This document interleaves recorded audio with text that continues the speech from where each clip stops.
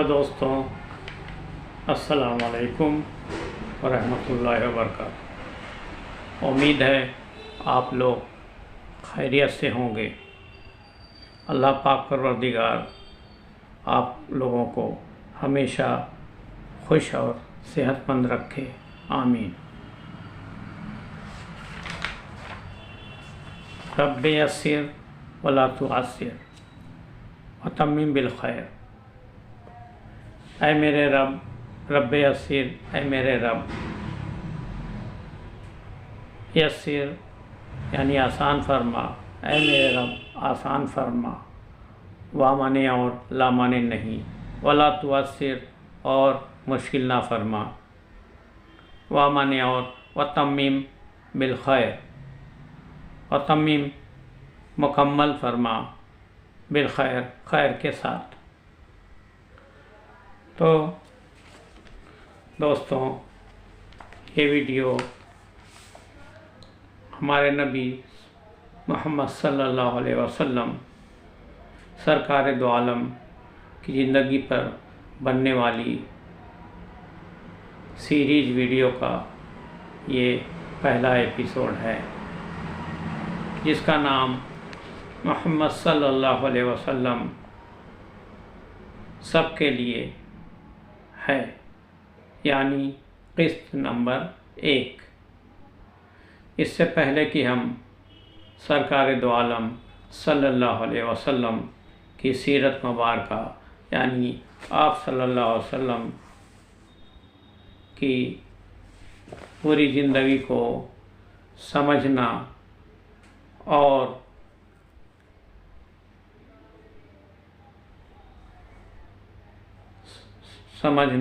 سننا شروع کریں، اس سے پہلے مکہ کی سرزمین کے بارے میں تھوڑی جانکاری حاصل کر لیں، جو کہ ضروری ہے۔ مکہ شہر کہاں آباد ہوا، کیسے آباد ہوا اور کس نے آباد کیا، ساتھ ساتھ کعبۃ اللہ کی تعمیر کب ہوئی، کہاں ہوئی اور کیسے شروع ہوئی اور کس نے کی، تاکہ سرکار دو عالم صلی اللہ علیہ وسلم کی پوری زندگی آپ کے دل و دماغ میں پوری طرح بہتر طریقے سے بیٹھ سکے۔ مگر مکہ مکرمہ یعنی کہ شہر کا مکہ شہر آج سے تقریباً 4000 سال پہلے حضرت ابراہیم علیہ السلام کی بیوی حضرت حاجرہ علیہ السلام نے آباد کیا تھا۔ یہی شہر بعد میں محمد صلی اللہ علیہ وسلم کا وطن ہوا۔ حضرت ابراہیم علیہ السلام کے زمانے میں یہ ایک ایسی جگہ یا علاقہ تھا جہاں دور دور تک کوئی آبادی نہیں تھی، یعنی نہ کوئی انسان رہتا تھا، نہ جانور پرندہ وغیرہ، بالکل کالے پتھروں سے بھرا ہوا یہ علاقہ، چٹیل میدان، نہ کوئی پانی، نہ کوئی سبزہ، نہ کوئی پیڑ پودے کا نشان تھا۔ اللہ تعالیٰ کو اس زمین کو دنیا میں بڑھانا تھا، اس لیے اس زمین کو آباد کرنے کا اللہ تبارک و تعالیٰ نے ارادہ کیا۔ اس نے اپنے خلیل، اپنے دوست، اپنے پیارے نبی حضرت ابراہیم علیہ السلام کو حکم دیا کہ وہ اپنی بیوی اور دودھ پیتے ہوئے بچے کو اس زمین پر پہنچا دیں۔ اس لیے حضرت ابراہیم علیہ السلام نے اللہ کے حکم کے آگے اپنا سر جھکایا اور اپنی بیوی اور بچے کو اس چٹیل میدان میں پہنچا دیا۔ اللہ کے دوست یعنی اللہ کے خلیل حضرت ابراہیم علیہ السلام نے اپنی بیوی اور معصوم بچے اسماعیل علیہ السلام کو ویران جگہ پر چھوڑ کر چلے گئے۔ حضرت حاجرہ علیہ السلام حیران و پریشان پھر رہی تھیں۔ حضرت حاجرہ کی گود میں معصوم بچہ بھوک اور پیاس سے تڑپ رہا تھا۔ آج اللہ تعالیٰ نے اپنے فرشتے حضرت جبرائیل علیہ السلام کو بھیجا، جس جگہ آج کعبہ ہے اس کے قریب حضرت اسماعیل علیہ السلام پیاس کی وجہ سے اپنے پاؤں کی ایڑیاں رگڑ رہے تھے۔ اللہ کے حکم سے جہاں ایڑیاں رگڑ رہے تھے وہاں سے پانی کا چشمہ ابل پڑا۔ یہی وہ چشمہ ہے جو زمزم کا کنواں کہلاتا ہے۔ اس طرح اللہ نے اس سوکھے اور بنجر علاقے میں پانی کا انتظام کر دیا۔ حضرت حاجرہ علیہ السلام اور ان کا بیٹا حضرت اسماعیل علیہ السلام صبر و سکون کے ساتھ رہنے لگے۔ پھر کیا تھا، یہاں پانی کو دیکھ کر پرندے بھی آنے لگے۔ ہر وقت پرندوں کے جھنڈ وہاں پر رونے لگے۔ اتفاق سے اس زمانے میں ایک قافلہ وہاں سے گزر رہا تھا۔ وہ قافلہ ایک قبیلے کا تھا، اس قبیلے کا نام بنی جرہم تھا۔ پانی کی تلاش میں ادھر ادھر بھٹک رہا تھا۔ قبیلے والوں نے پرندوں کے جھنڈ کو دیکھا تو وہ سمجھ گئے کہ یہاں کہیں پر پانی موجود ہے، اور ڈھونڈتے ڈھونڈتے وہ لوگ وہاں پہنچ گئے۔ زیادہ تفصیل میں یہ واقعہ بتانے میں زیادہ وقت اور ویڈیو لمبا ہو جائے گا، چونکہ یہاں پہ آپ صلی اللہ علیہ وسلم کی سیرت بتانا مقصد ہے، اس لیے مختصر انداز اور شارٹ کٹ میں بتاتے ہوئے گزر رہا ہوں۔ اس قبیلے والوں نے وہاں جا کر دیکھا، وہ دیکھتے ہیں کہ ایک اکیلی معصوم عورت ایک معصوم بچے کو گود میں لیے بیٹھی ہوئی ہے۔ ان لوگوں نے وہاں آ کر ان سے وہاں پانی استعمال کرنے کی اجازت مانگی۔ حضرت حاجرہ رضی اللہ تعالیٰ عنہ، حضرت حاجرہ علیہ السلام اپنی تنہائی سے گھبراتی تھیں۔ انہوں نے قافلے والوں کو وہاں رہنے کی اجازت دے دی۔ اس طرح حضرت حاجرہ علیہ السلام کے بعد پہلی آبادی قافلہ بنی جرہم بس گئے۔ اس کے بعد آہستہ آہستہ اور لوگ بھی وہاں آ کر بسنے لگے، اور دیکھتے دیکھتے یہ زمین کا ٹکڑا جس کو تیہامہ کہتے تھے، ایک چھوٹی سی بستی بس گئی۔ حضرت حاجرہ علیہ السلام کو وہاں رہتے ہوئے 15 سال بیت گئے۔ ان کے بیٹے حضرت اسماعیل علیہ السلام بھی پورے 15 سال کے ہو گئے، اور ایک دن حضرت حاجرہ علیہ السلام کا انتقال ہو گیا، وہ اس دنیا سے رخصت ہو گئیں۔ حضرت اسماعیل علیہ السلام نے زمزم کے کنویں کے قریب ہی ایک جگہ دفن کر دیا۔ حضرت حاجرہ علیہ السلام کے انتقال کے بعد حضرت ابراہیم علیہ السلام ملک شام سے مکہ آئے۔ اللہ تبارک تعالیٰ نے ان کو حلم دیا کہ بستی میں جس کو تیہامہ کہتے تھے، وہاں پر کعبے کو تیار کریں جو اللہ کا گھر کہلائے گا۔ حضرت ابراہیم علیہ السلام نے جب اپنے بیٹے حضرت اسماعیل علیہ السلام سے ملاقات ہوئی تو ان سے وہ بولے کہ اللہ نے مجھے حکم دیا ہے کہ میں یہاں ایک گھر بناؤں جہاں لوگ خدا کی عبادت کریں، اور تم اس کام میں میرا ہاتھ بٹانا۔ اس کے بعد حضرت ابراہیم علیہ السلام نے وہ جگہ بتائی جہاں پر آج کعبہ موجود ہے۔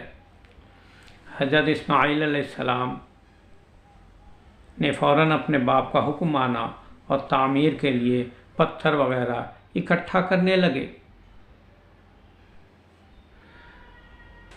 اور حضرت ابراہیم علیہ السلام نے دیواریں بنانا شروع کر دیں، اور کچھ ہی دنوں میں کعبہ تیار ہو گیا جہاں پر لوگ خدا کی عبادت کرنے بھی لگ گئے۔ حضرت ابراہیم علیہ السلام خدا کے برگزیدہ رسول تھے، تمام عمر لوگوں کو خدا کی عبادت اور سیدھے راستے پہ چلنے کی بات کرتے رہے اور تبلیغ کرتے رہے اور لوگوں کو سمجھاتے رہے۔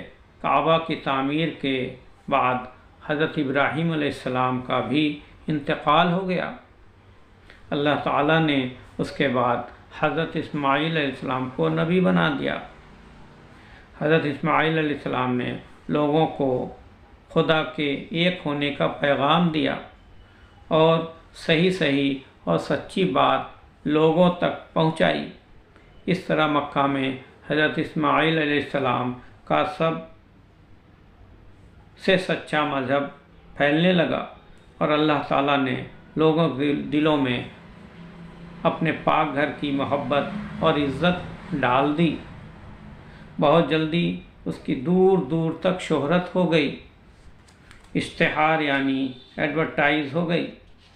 آخر کار 100 سال تک لوگوں کو سیدھا راستہ بتانے والے حضرت اسماعیل علیہ السلام کا بھی انتقال ہو گیا۔ آپ کی شادی چونکہ مکہ میں ہی ہوئی تھی تو آپ کی اولادیں بھی یہیں پر رہتی تھیں، یہاں تک کہ آپ کی اولادیں اتنی بڑھ گئی کہ دوسرے شہروں میں بھی جا کر بسنے لگی۔ مکہ والوں میں بیت اللہ شریف کے انتظامات کی بہت اہمیت تھی، اور بیت اللہ شریف کے انتظامات یعنی ٹرسٹیان کعبہ تھے وہ حضرت اسماعیل علیہ السلام اپنے ہی خاندان کے لوگ تھے۔ چونکہ وہی لوگ ٹرسٹی تھے اس لیے کعبہ کی چابی بھی انہی کے پاس ہوتی تھی۔ چونکہ حضرت اسماعیل علیہ السلام کی اولادوں میں اکثر لوگ خدا کو ایک مانتے تھے اور اسی آسمانی دین پر وہ چلتے تھے جو حضرت اسماعیل علیہ السلام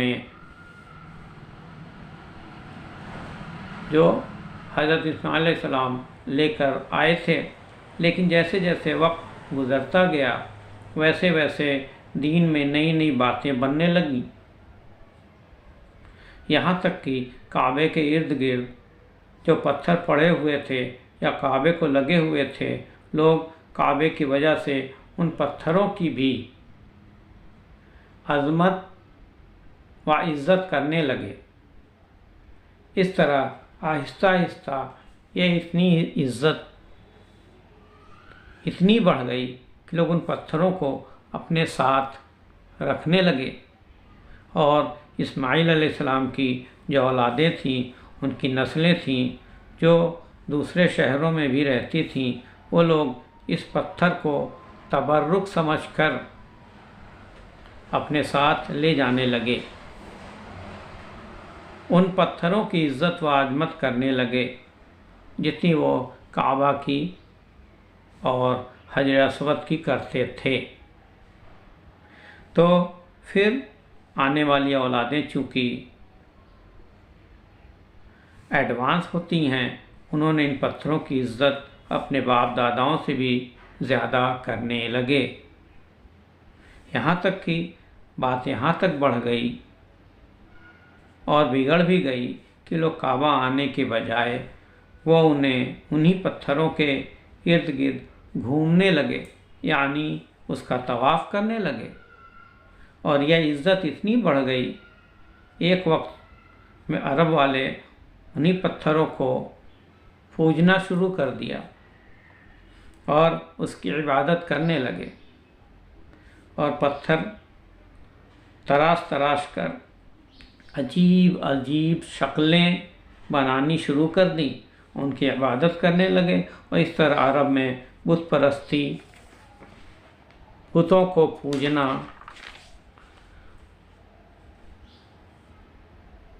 उसकी शुरुआत हो गई।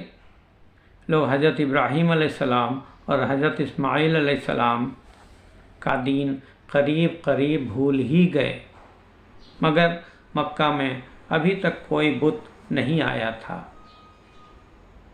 जिस शख्स ने मक्का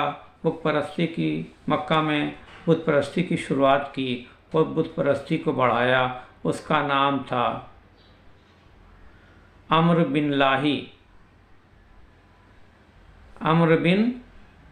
लोही। वो अपने ज़माने में मक्का का सरदार था। हुआ यह कि एक दफ़ा वो अपना इलाज कराने के लिए मुल्क शाम गया, जहाँ उसने लोगों को पत्थरों को और तस्वीरों को पूजते हुए देखा। उसे वह तरीक़ा बहुत पसंद आया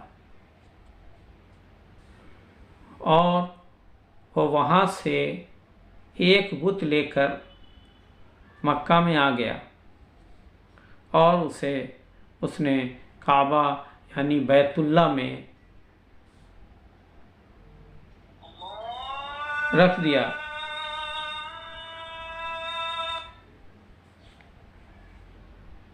इसका नाम हुबुल था। फिर अम्र बिन लोही एक दिन जद्दा गया, वहाँ से भी कुछ बुत उठाकर वहाँ ले आया और लोगों से कहने लगा कि इनकी इबादत करो। लोग चूँकि हर साल मक्का में हज के लिए आते थे, तो बहुत जल्दी उन बुतों की शोहरत हो गई। लोग उनसे मन्नतें मांगने लगे। अरब में करीब सैकड़ों कबीले थे, सब ने अपने अलग अलग बुत बना लिए। जो कबीले जितने बड़े, वो उतने बड़े बुत बनाने लगे और उतने ही मशहूर हो गए। सबसे बड़ा कबीला कुरैश का था। उनका बुत का नाम हुबुल और उज़्ज़ा था।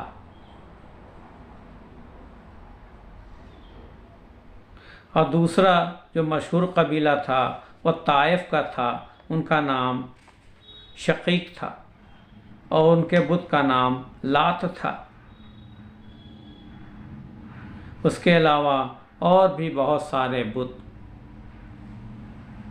थे जिनके नाम आसाफ, नाइला वगैरह थे। इस तरह खुदा का घर बुतों का अड्डा बन गया।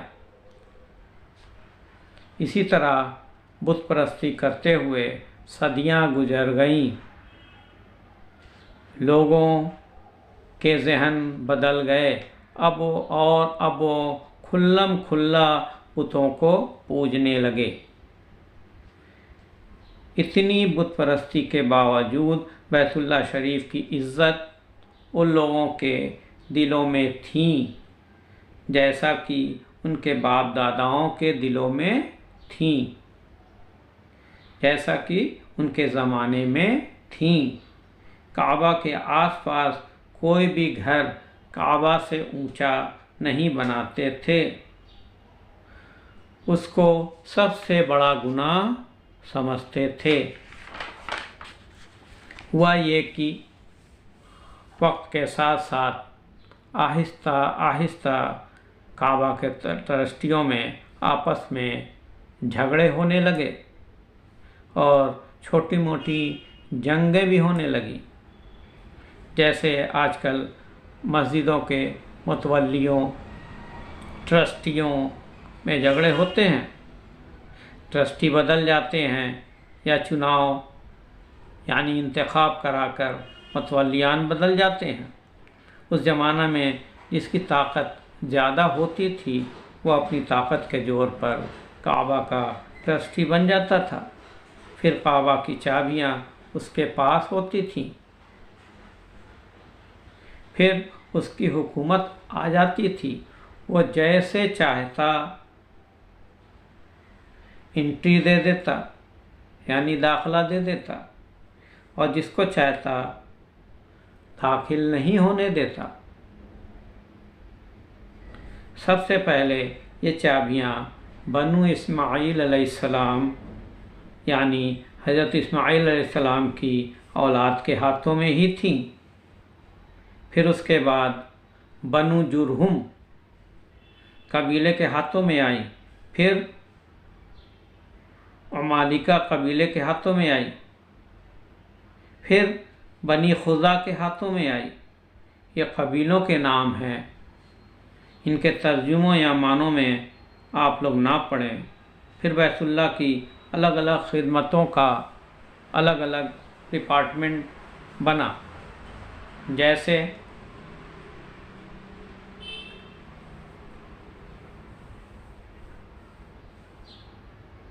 मिनिस्ट्री बनती है, अलग अलग कामों के अलग अलग मंत्रालय अलग अलग मनसब थे, जिसको अलग अलग मंत्रालय अलग अलग मनसब थे, जिसको जो भी खिदमत या डिपार्टमेंट या मंत्रालय मिलते वो अपने आप को बहुत बड़ा खुश नसीब समझता था। इन सब ओहदों को अरबी में मुनासिब कहते हैं।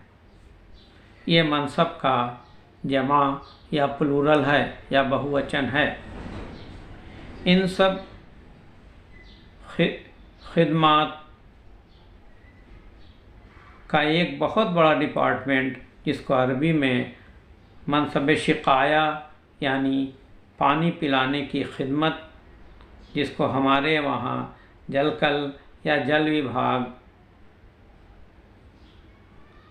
जिसकी जिम्मेदारी होती थी कि हाजियों के लिए ठंडे पानी का इंतज़ाम करना।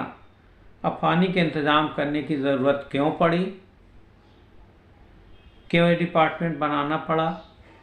इसलिए कि ज़मज़म का कुआं इन झगड़ों की वजह से बंद हो गया था। क्यों बंद हो गया था और कैसे बंद हो गया था, इसकी वजह यही सब झगड़े काबा के ट्रस्टी बनने के और मक्का के सरदार बनने के चक्कर में जब बनी जुरहुम की लड़ाई एक कबीले बनी खुज़ा से हुई तो उन्होंने ये कुआं मिट्टी डालकर बंद कर दिया यानी पाट दिया और बनी जुरहुम ने मक्का से भागते भागते बैतुल्लाह का कुछ कीमती सामान चुपके से उस कुएं में डालकर मिट्टी से बंद कर दिया और ज़मीन दोस्त कर दिया, जैसे वो कुआं वहाँ था ही नहीं। उसके बाद मक्का में पानी की बहुत मुश्किल हो गई, इसलिए लोगों को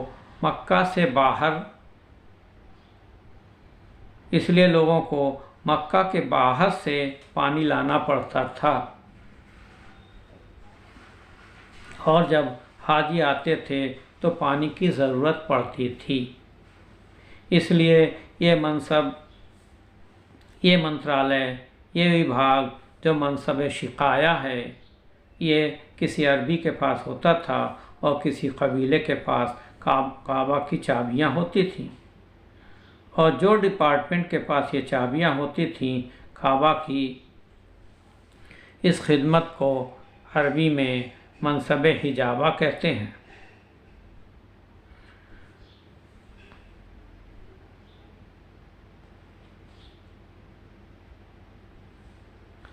تیسرا منصب یعنی ڈپارٹمنٹ منصب رفادہ تھا۔ منصب رفادہ تھا یعنی حاجیوں کے کھانے وغیرہ کا انتظام کرنا۔ آج کل کی زبان میں اسے خوراک منترالیہ کہہ لیجئے، اور بھی بہت سارے ڈپارٹمنٹ بنے ہوئے تھے جن کے ذمے الگ الگ خدمتیں یعنی سیوائیں تھیں، اور جن کو بھی ڈپارٹمنٹ ملتے تھے وہ اپنے آپ کو بہت خوش نصیب سمجھتے تھے۔ ایک آخری صدی میں ایک بہت بڑا انقلاب آیا۔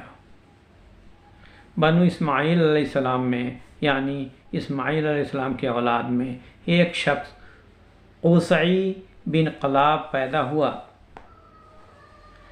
بنی خزاع سے لڑ بھڑ کر مکہ کی سرداری چھین لی، کعبے کی ساری خدمتیں اپنے ہاتھوں میں لے لی۔ قصی بن کلاب نے مکہ کو خوب ترقی دی، اور ترقی کے کام کے لیے سب سے پہلے اس نے یہ بڑا کام کیا کہ اس نے ایک بہت بڑی عمارت یعنی اس کو ایک بلڈنگ کا نام دے دیجئے بنوائی، اور اس کا نام دارالندوہ رکھا۔ اس سے پہلے مکہ میں کوئی پکی عمارت نہیں تھی، سب خیموں میں تمبوؤں میں رہا کرتے تھے۔ قصی بن کلاب نے یہ عمارت اس لیے بنوائی کہ اس میں مکہ کے سرداروں کی مجلسیں مشورے ہوا کرے، جیسے آج کل ہر صوبوں میں پارلیمنٹ ہوا کرتے ہیں، جہاں وہ سارے منسٹر بیٹھا کرتے ہیں۔ اس کے بعد قصی بن کلاب نے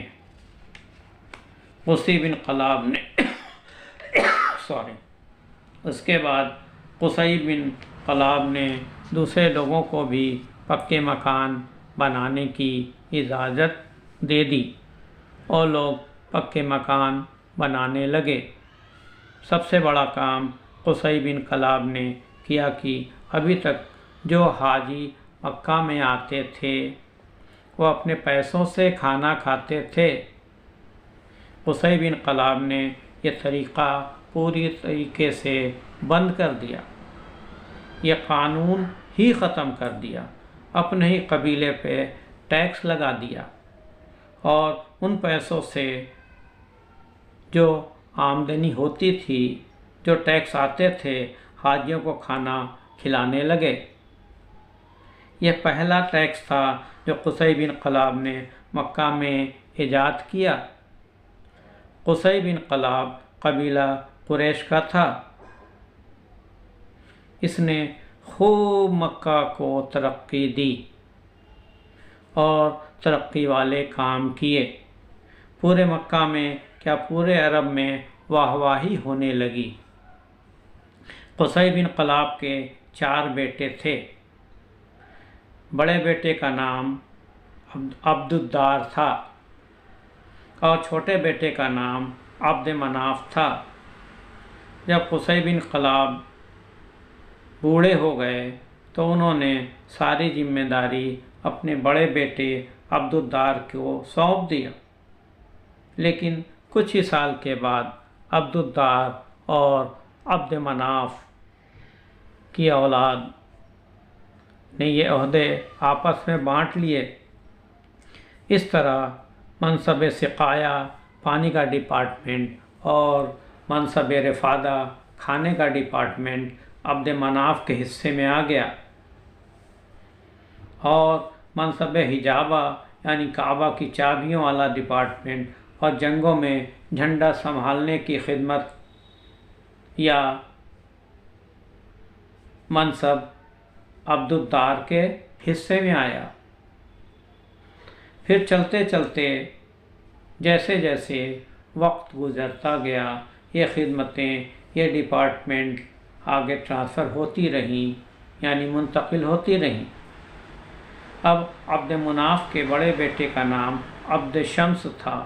یہ ساری ذمہ داری بعد میں عبد شمس کے پاس آ گئیں۔ یہ ساری ذمہ داری بعد میں عبد شمس کے پاس آ گئیں۔ اس کے بعد عبد شمس کے چھوٹے بھائی ہاشم کے پاس آئی، اور یہ ہاشم حضور صلی اللہ علیہ وسلم کے پردادا تھے۔ ہاشم نے اپنے قوم کے سب سے زیادہ بزرگ، نیک اور عقل مند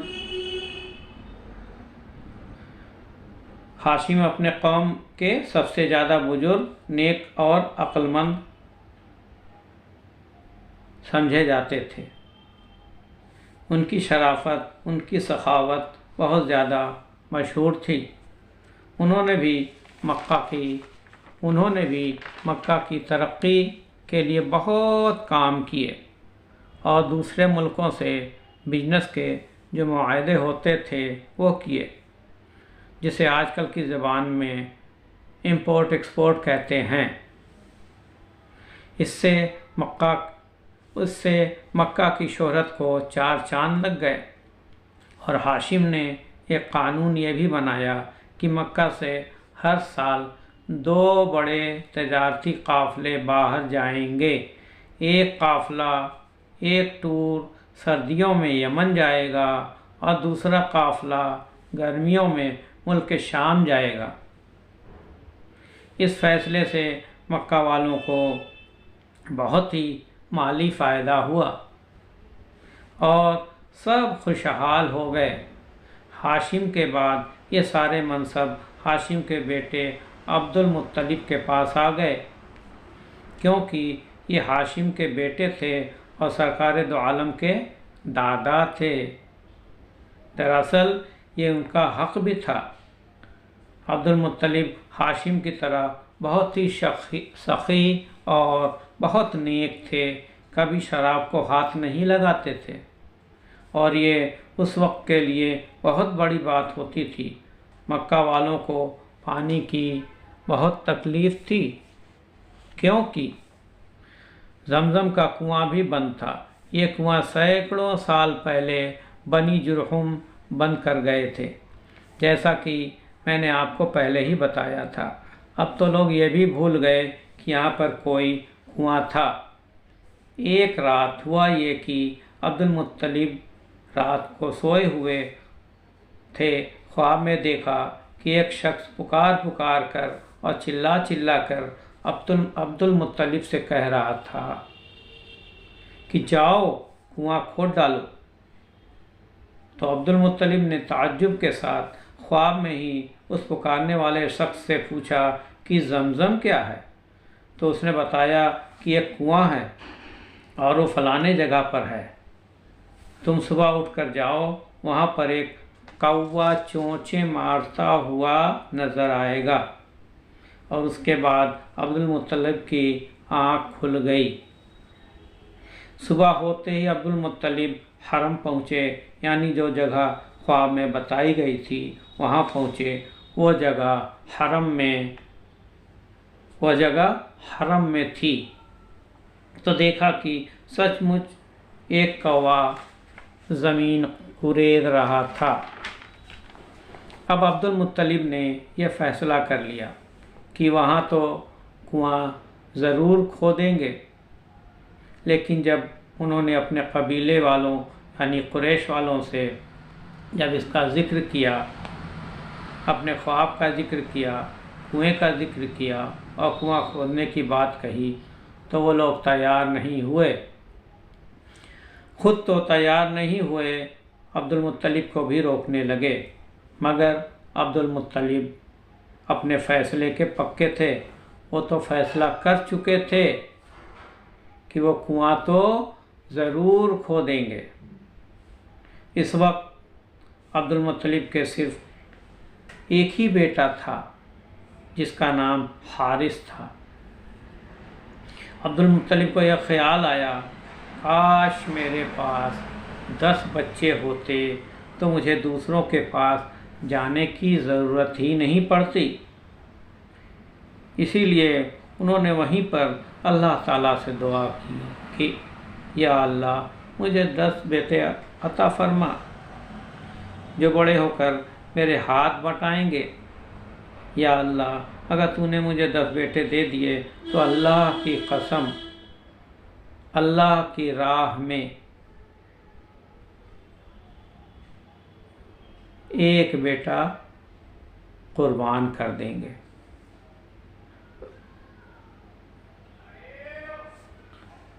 اس کے بعد حارث اور عبد المطلب نے مل کر اس کنویں کو کھودا، لیکن کنواں کھودتے کھودتے ان کو سونے کا کچھ سامان ملا۔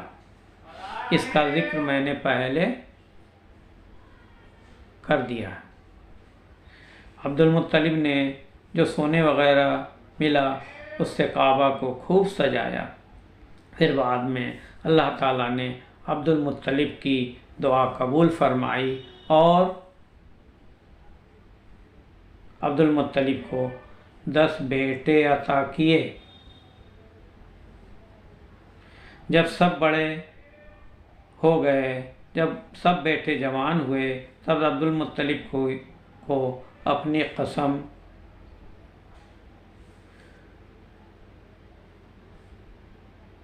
پوری کرنے کا خیال آیا۔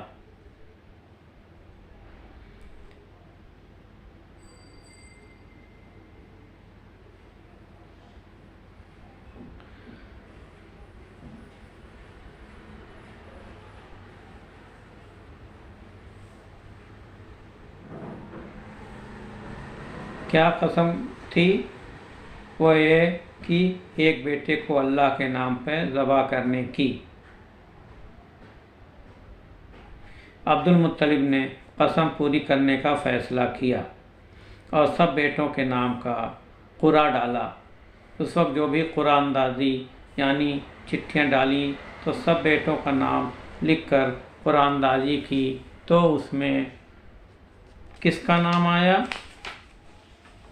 سب سے چھوٹے بیٹے عبداللہ کا نام آیا، اور یہ عبداللہ سرکار دو عالم کے والد تھے۔ تو دوستوں آج یہ محمد سب کے لیے صلی اللہ علیہ وسلم